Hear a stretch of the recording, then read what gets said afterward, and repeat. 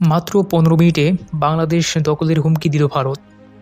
গতকাল কলকাতার তৃণমূল কংগ্রেস মালদা জেলার সংখ্যালঘু সভাপতি টিংকু রহমান এই হুমকি দেন। তিনি হুমকি দিয়ে বলেন, ১৫ মিনিটের জন্য বর্ডার খুলে দেওয়া হোক, পশ্চিমবঙ্গের মুসলিমরা বাংলাদেশ দখল করে নেবে।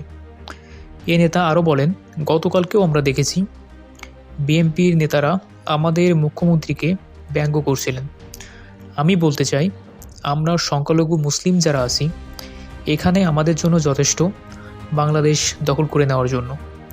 আমি বলেছি ১৫ মিনিটের জন্য বর্ডার খুলে দেন, বাংলাদেশ দখল করে নিব, কোনো ফোর্স লাগবে না। গতকাল মুখ্যমন্ত্রী মমতা বন্দ্যোপাধ্যায় তার দলের সব নেতাকে বাংলাদেশ সম্পর্কে কোনো মন্তব্য করতে বিরত থাকার জন্য নির্দেশ দিয়েছেন। কিন্তু দলের লাগাম যে জেলা নেতৃবৃন্দের ওপারে নেই, সেটা এদিন স্পষ্ট হয়ে গেছে।